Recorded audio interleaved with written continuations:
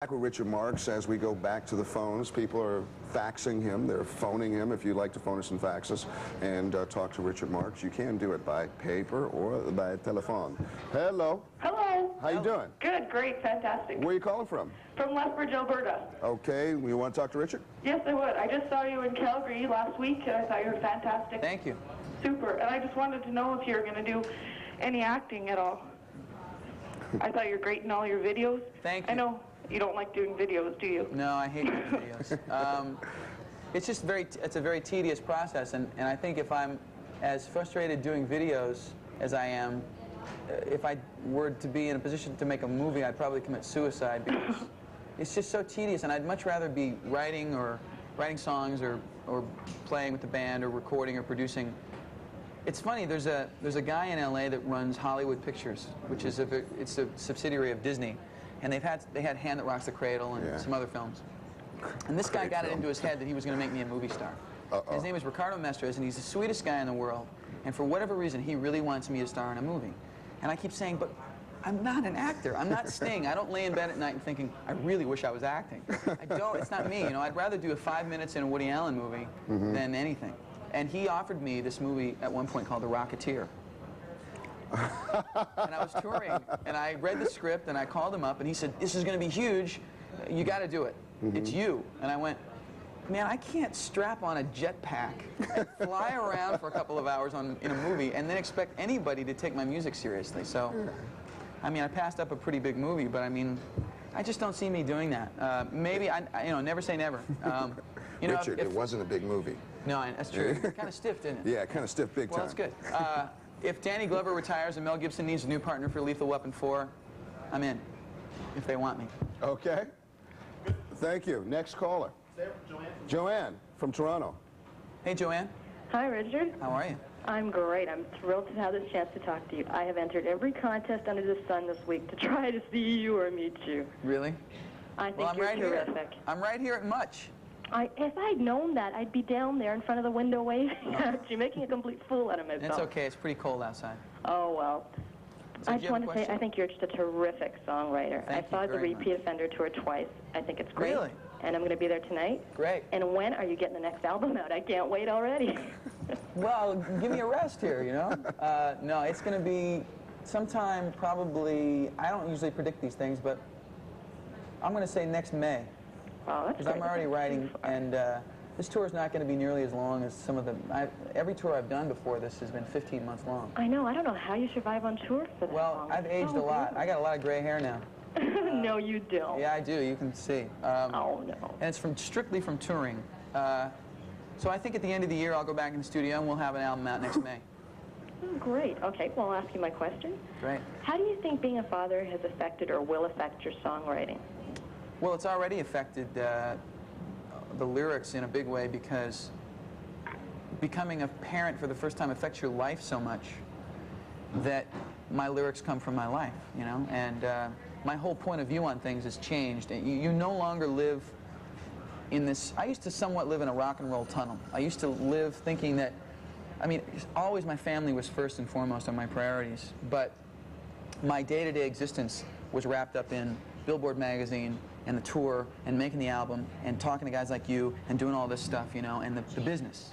And when you have a kid, all of a sudden that stuff, while it may still have a place, takes a big backseat, you know, and every decision I make in my life, I always think about how it's going to affect my son. And that's why I'm leaving Los Angeles. I'm moving out of Los Angeles. Where are you moving to now? Back to Chicago. I said I'd rather be knee-deep in snow than knee-deep in jive. And every decision that my wife and I make now is based upon our kid and future kids, you know, and I think I'm a lot happier person because of it. I think I've adjusted to adulthood a little bit better now that I'm a dad. Because before I was fighting it all the way. Now I'm really loving it because being a dad is the best thing that could have happened to me.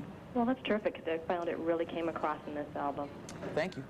Well, I just want to let you know that I think Cynthia and Brandon are really lucky to have you, and I can't wait to see you tonight. I am counting the minutes down. Great, thanks. Me too. Great. Well, thanks so much for talking to me. See you later. Okay, bye. Good luck. Thank you. Got a fax here for you. Hey, Rich. Rich. Getting rather familiar. Someone sent him a fax and said, hey, Mike. Mike, yeah, yeah. Will you be working with David Foster on anything? I think your socks look great. Let's see if your underwear matches. God bless you. This is the kind of thing I want to see. Will I be working with David Foster on anything? Maybe. David and I worked a lot together when I first moved to L.A. What sort of stuff were you doing together when you... We wrote songs together. I sang backgrounds on almost everything he worked on. Interestingly enough, we were talking about this. The first song that I ever wrote with anybody major when I moved to L.A. was David. And David and a guy named Jeremy Lubbock, who's a wonderful string arranger in L.A., and I wrote a song called The Best of Me, which became a song that David did with Olivia Newton-John, and later became a big hit in England by Cliff Richard. And if you listen to that song, now I'm not stirring up anything here, but do me a favor. If you can get your hands on a song called The Best of Me, written by myself and David Foster and Jeremy Lubbock. Recorded by Olivia Newton-John. Recorded by Olivia Newton-John and David Foster. That could be hard. It could be tough. I know. Go find the song The Best of Me, and then listen to Vanessa Williams' new song, The Best for Last. Save the best for last. Save the best for last. And tell me if you think there's any similarities at all in the lyrics and the melody. Then call your lawyer. Then call my lawyer and tell him what you think. No, David and I'll tell you the truth, and he hates when I tell this, but I idolized this guy when I moved to LA, and I was really thrilled to work with him. And for a few years, he involved me in so many projects, and he was very helpful to me. But one day, when I was in the midst of trying to get a record deal, he looked at me and said, "You're never going to make it." And it destroyed me, because I worshiped this guy so much. And so when I did finally get a record deal, a lot of people said, "So, you worked so much with David Foster, how come you didn't work with him on your album?" And I said, "Well, to be honest with you, I want to surround myself with people who believe in me, as an artist, David always thought I was going to do well as a songwriter and as a producer. And he hates when I bring this up but it's true, Dave.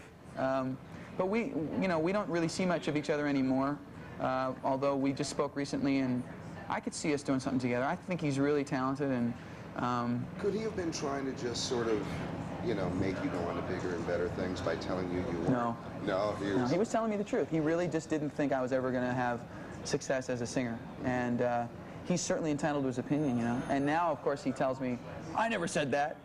But he did, But at the same time, I really want to emphasize the fact that he really gave me a shot at watching him make records. I learned a lot from David. I don't make records anything like him as a producer, but I really learned a lot from him, and I wish him nothing but the best.